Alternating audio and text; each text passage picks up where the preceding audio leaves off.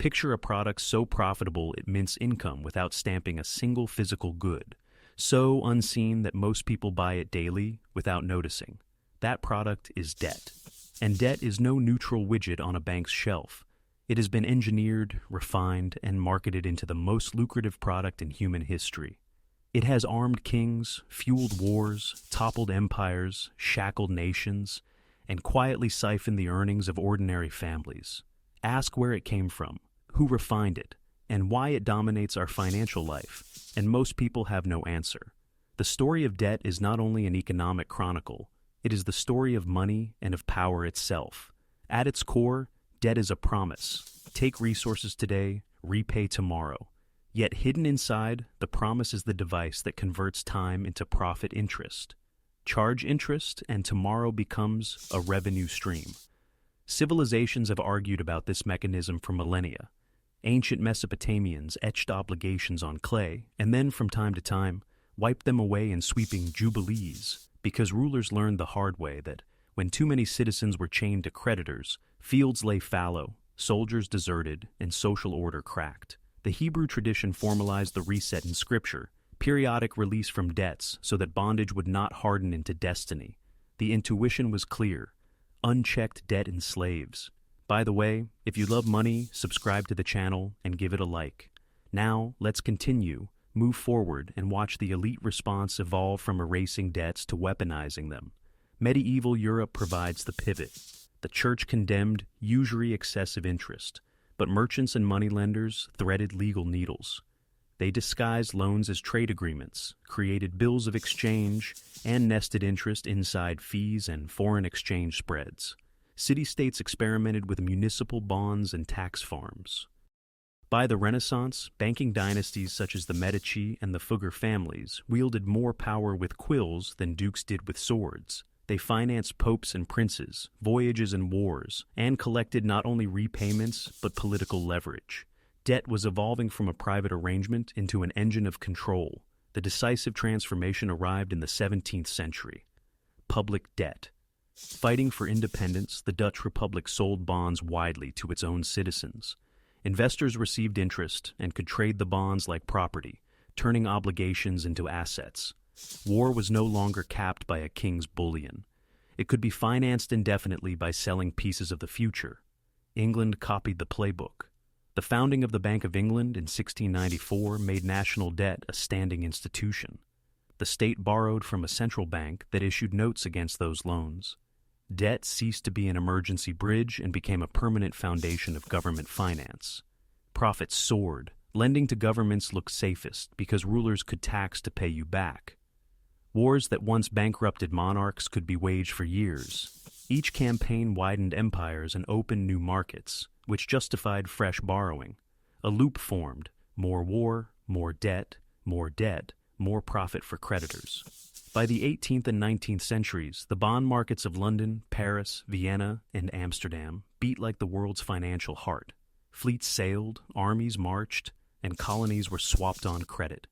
Industrialization pulled the masses into the circuit. Railroads, factories, ports, and waterworks rose on bonds and bank loans. Wages were paid by firms funded with credit, and workers borrowed in turn to buy homes, tools, and later appliances and cars. Trade credit stretched supply chains from dock to storefront. Debt seeped into every layer of life. By the 20th century, lenders no longer sold credit only to sovereigns and tycoons. They sold it to everyone. Mortgages, installment plans, car notes, student loans, and finally credit cards normalized borrowing as the default condition of modern existence. Here is the system's brilliance and its cruelty. Debt does not pay once. It pays forever. Each coupon date moves money from the many to the few, month after month, year after year. A cash purchase ends at the register. A loan stretches the price across decades. A 30-year mortgage can double a home's cost. Revolving credit can grow faster than income. Miss one payment and fees stack on fees. What begins as access becomes capture. Debt is therefore not just a useful tool, it is the most successful business model ever scaled. No factory, no warehouse, few raw inputs, only contracts, signatures, courts, and the legal power to turn promises into money. The merchants of Amsterdam, the bankers of London, and later the financiers of Wall Street understood this early and built the architecture that still surrounds us. The system does not merely manage debt, it manufactures it, expands it, and relies on constant expansion to survive. Like a subscription that never expires, it renews itself with every rollover and refinance. After World War II, the global scaffolding hardened. In 1944, the Bretton Woods agreements created the International Monetary Fund and the World Bank's supposed guardians of monetary stability and development. Behind the civics class rhetoric sat a simple instrument: debt as discipline. Countries could borrow, but only by accepting conditions written far from home. Structural adjustment demanded cuts, privatizations, currency devaluations, and budgets tailored to creditor comfort. Overborrowed nations discovered that policy was not made in their capitals alone. It was shaped in Washington conference rooms and Basel committee halls. Debt became a lever of sovereignty. At home, a quieter revolution conquered the household ledger. Banks learned to package credit as a lifestyle. The mortgage became the crown jewel of middle-class aspiration. Own a home, pay for 30 years. Car loans, furniture plans, store cards, eventually universal credit cards, made borrowing a consumer product with a logo and a jingle. Shame receded. Buy now, pay later felt like freedom. For banks, it was a goldmine of tiny streams compounding into rivers of interest. For governments, it juiced demand during wage stagnation. For corporations, it guaranteed customers could spend beyond their paychecks. Debt became capitalism's hidden engine. Addiction followed. Banks did not want debts extinguished. They wanted them rolled, refinanced, and extended. The ideal customer was not the one who paid off the balance every month, but the one who paid just enough to stay in the game. Politicians found borrowing easier than taxes. Central banks lubricated the arrangement, ensuring liquidity so payments continued and prices of debt stayed high. Debt was no longer a bridge between paychecks. It was the permanent architecture of economic life. By the late 1970s and early 1980s, consequences broke the surface. Developing nations, urged on by Western banks recycling petrodollars after the oil shocks, loaded up on foreign currency loans. When Federal Reserve Chair Paul Volcker hiked interest rates to crush inflation, servicing costs exploded. In 1982, Mexico said it could not pay. The solution was familiar: more loans, harsher terms, supervision by the IMF and World Bank. Countries borrowed to survive, then borrowed to repay, surrendering policy space at each turn. Citizens endured austerity, inflation, and unemployment while elites and creditors collected interest. Meanwhile, in the rich world, finance learned to sell debt itself as inventory. Mortgages, car loans, student loans, and corporate receivables were bundled into securities, sliced into tranches, and shipped to investors around the globe. The originating bank booked fees and moved on to the next loan.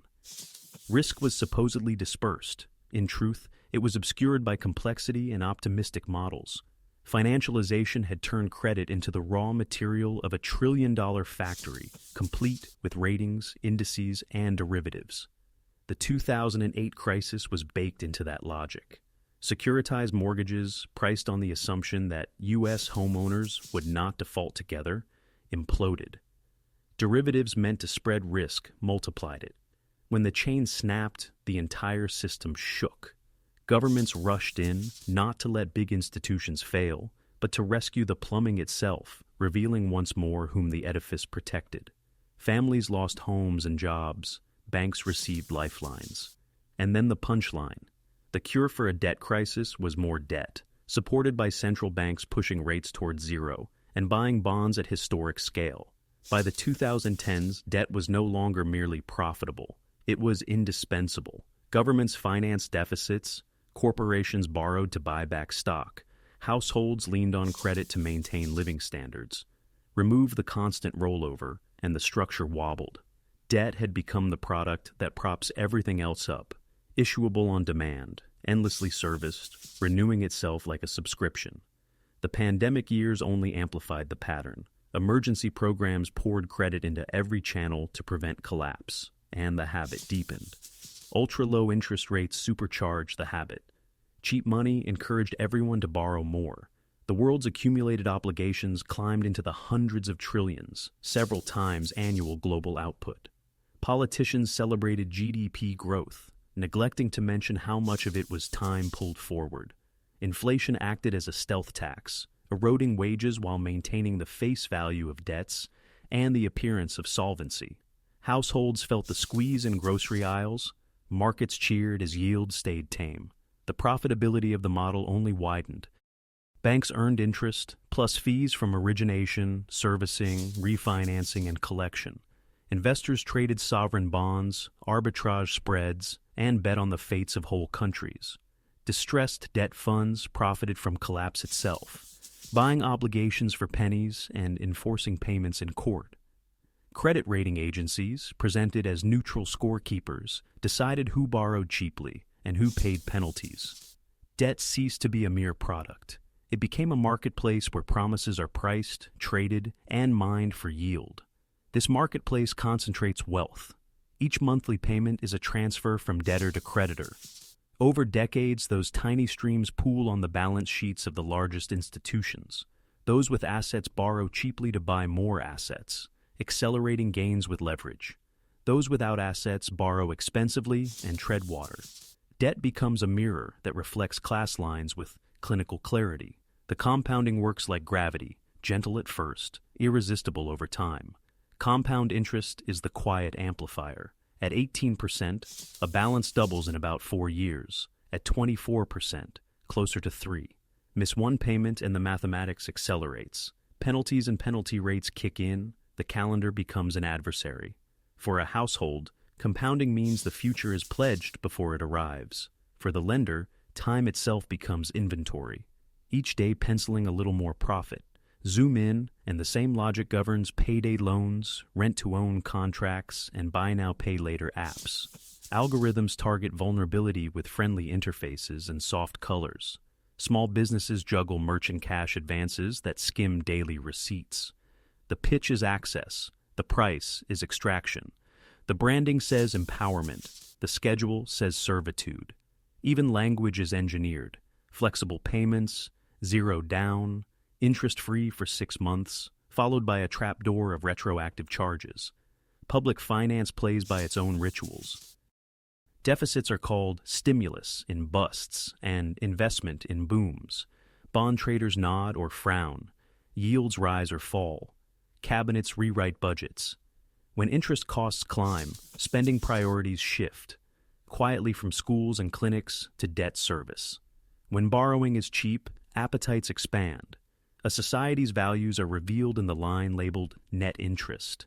The bond market becomes a shadow cabinet with a veto pen measured in basis points. Language makes all of this sound respectable. Leverage sounds clever. Liquidity sounds safe. Innovation sounds benign. Collateralized debt obligations become structured products. Bailouts are backstops. Harsh cuts are consolidation. Vocabulary smooths the terrain, so extraction can proceed without friction. Complexity is not an accident. It is a moat. Education captures the paradox. The sales pitch is clean. Borrow for tuition now, earn more later. Sometimes that promise comes true. Often the paycheck disappoints while the balance lingers. Student debt resists discharge and shadows decisions about career, marriage, entrepreneurship, and home ownership. The loan that was supposed to widen options can narrow them with each statement. Income-driven repayment plans soften the blow while extending the timeline good for monthly cash flow. Great for lifetime interest. Housing tells a related story. Mortgages turn shelter into a leveraged bet on future income and prices. In booms, owners feel richer. In busts, households discover how much of the asset belongs to the bank. Refinancing brings relief at the cost of fees and a longer clock. Home equity lines promise flexibility while tethering family fortunes to rate cycles. The home remains a dream and a discipline plan, its payments flowing, predictably, uphill. At the sovereign level, debt's choreography is almost theatrical. Delegations arrive, spreadsheets open, primary surpluses are negotiated. Public utilities built by taxpayers are sold to satisfy creditors abroad. The official goal is confidence. The operative result is often a transfer of public wealth into private hands, while the debt stock barely shrinks. Even when restructuring succeeds, a residue remains. Policy space narrowed, priorities bounded by covenants, the future budgeted around maturity schedules. Technology did not overturn these patterns, it digitized them. Credit scores compress human complexity into a number. Alternative data models parse location pings, browsing histories, delivery purchases, and ride-hail records to assign risk and set prices. Fintech offers speed and a slick app. The fundamental logic stays the same. Scale the origination of obligations, collect streams, and pass the bag when necessary. Risk is uploaded, yield is retained. Culture greases the gears. For decades, ads and pop culture have equated credit with status. The right card signals you've made it. Schools may teach compound interest, but rarely the social arithmetic of contracts that compound across lifetimes. We applaud the founder who leverages debt to scale, and overlook the worker who builds cash reserves first. Stories shape preferences, and preferences shape balance sheets. Aspirations are monetized into payment plans. None of this means credit is evil. It can bridge shocks, fund invention, and spread opportunity. But when debt becomes the default operating system, profits concentrate and risks diffuse. The mechanism is simple. Whoever holds claims on tomorrow accumulates power today. Whoever must sell tomorrow to pay today cedes it. The scoreboard is not ideology. It is arithmetic. Where does agency live? Personally, bigger cash buffers, shorter terms, fixed rates when feasible, and a ruthless habit of calculating total lifetime cost. Avoid teaser offers and mind the reversion rate hidden in the fine print. Build optionality by lowering fixed expenses. Keep the runway long. Collectively, transparency in public borrowing, consumer protection rules that align the incentives of lender and borrower, bankruptcy frameworks that forgive honest failure, supervision strong enough to pierce complexity designed to confuse. Internationally, lending that favors resilience over dependency, with sovereign space respected rather than traded away in footnotes. The pattern is visible across time. Clay tablets became parchment, then ledgers, then spreadsheets, now databases in the cloud. But the flows rhyme, promises are minted, interest is harvested, and power settles with those who own claims on the future. To recognize the pattern is not cynicism, it is clarity. Debt enriches creditors, burdens debtors, and steers policy toward the comfort of incumbents. The map changes, the gravity does not. And the next chapter is already being drafted. Central bank digital currencies promise money that is programmable, traceable, and adjustable by code. Loans could be approved or denied automatically by algorithms. Interest rates could toggle in real time, person by person. Penalties could be enforced instantly. Efficiency sounds appealing, but history suggests that efficiency for the creditor often means less freedom for the borrower. The most profitable product in history is preparing its digital upgrade, complete with dashboards, permissions, and switches few voters will ever see. Consider the governance question that follows from programmable money. Who writes the code that can throttle a loan, reverse a transfer, or expire a stimulus visa credit after 90 days? What appeals process exists when an algorithm flags you as high risk because of where you shop or whom you follow online? The same dial that could lower a rate to cushion a downturn could raise it to enforce compliance. None of this is inevitable, but the defaults matter. If the rails are built for control, control will be the path of least resistance. Ultimately, the choice is cultural as much as technical. We can design guardrails interoperability, privacy by default, clear sunset clauses for emergency powers, hard limits on negative rates and automatic deductions, and a legal right to analog cash. Or we can drift toward a future in which money itself behaves like a contract you barely read but must sign to participate. History suggests that when the terms are silent, they favor the creditor. The lesson is not abstinence from all borrowing. It is sobriety about incentives. Debt is not neutral. It is a product high margin, infinitely scalable, backed by law and habit, that turns time into cash flow and funnels that flow upward. To understand it is to understand that freedom will not be granted by a system that thrives on your obligations. Real wealth is built by minimizing reliance on loans, questioning easy credit, and reading the fine print with cold eyes. History does not repeat, but the motifs recur. From clay tablets to mortgage statements, from Dutch bonds to digital ledgers, the message rhymes: debt enriches the creditor, burdens the debtor, and redraws the map of power. If this gave you a fresh angle on the world you live in, hit subscribe. History keeps the receipts, and I'll show you where to look. If you made it this far, drop a plus in the comments your badge for finishing the deep dive. And if you haven't already, subscribe for more long-form stories where money, history, and power collide. Curious about earlier empires of capital? Check out our others video.